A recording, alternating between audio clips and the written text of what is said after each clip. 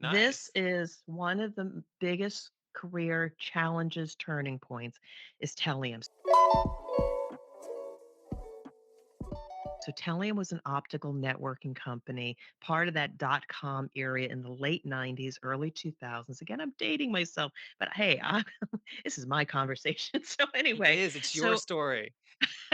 so I get recruited into this. I hit the job market and I got this opportunity.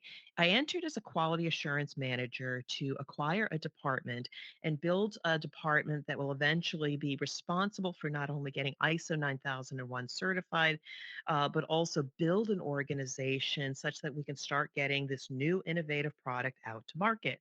So fast forward, I learned a lot. I hired a lot of people.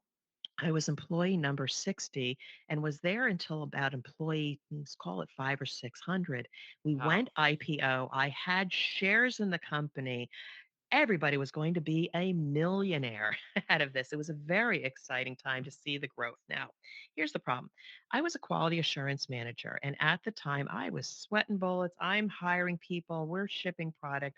I go to the president of the company, and first time ever advocated myself. I said, I need to be a director because I'm building an organization, I'm defining the future, X, Y, and Z. Here's why I should be a director. And I remember the president of the company saying to me, he said, I'm really proud of you. He said, so often when you're in a leadership role, you will advocate for others. And very few people know how to advocate for themselves. It's very difficult.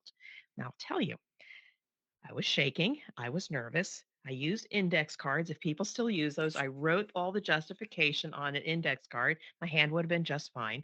And I used that as a crutch to express my value. And he says, because you advocated for yourself, I will give you the director position and the increase in pay. Whew. Talk about a learning experience. That was a big thing that engineers just don't know how to do. They figure if I just do my work and I get the results and I put the PowerPoints up and prove to them that what direction we need to go to, I'm going to move up in my career. And yes, that's true to a point. But learning these skills like advocating for yourself for a promotion, whew, those are real life skills. Now, the story goes south.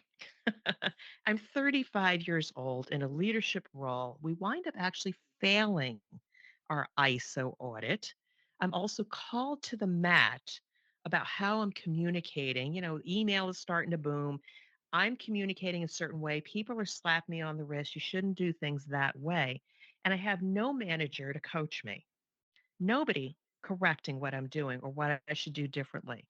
And it causes stress. I was miserable. I was eventually downsized out of the company when I was about 7 months pregnant with my third child. Now, what was it? You can try to reflect on what were all the reasons. What I will say from that experience was, whew, thank God. I was no longer in that company.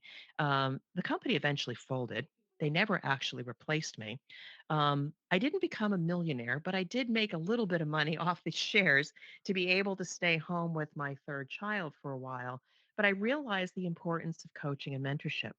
So as you move up there in your career, make sure you have that support system, just like your podcast is a support system for engineers. I didn't have that. And so I realized real stress in the area of quality engineering, quality leadership. And I swore up and down again, I would never have that situation. I would always ask for feedback, look to improve myself. And while I exited that business, the transition to my next job was so much better because I was so much more wiser. So it was the best experience ever and one of the worst experiences. Yeah, I feel like that the worst experiences are the ones we learn the most from and that help us get into the right place. And for you, it was kind of your first allowed you to have your first foray into what I, at least looking at your resume, would observe to be one of your, I guess, your specialty or your industry that has become kind of your niche is the flavors and fragrances Never industry. losing focus because I ain't chasing payments. Still playing in the basement while I'm working on arrangements. They heard the kid in 50 countries, thank God that's amazing. But I'd rather thank Spotify, they put me on the station.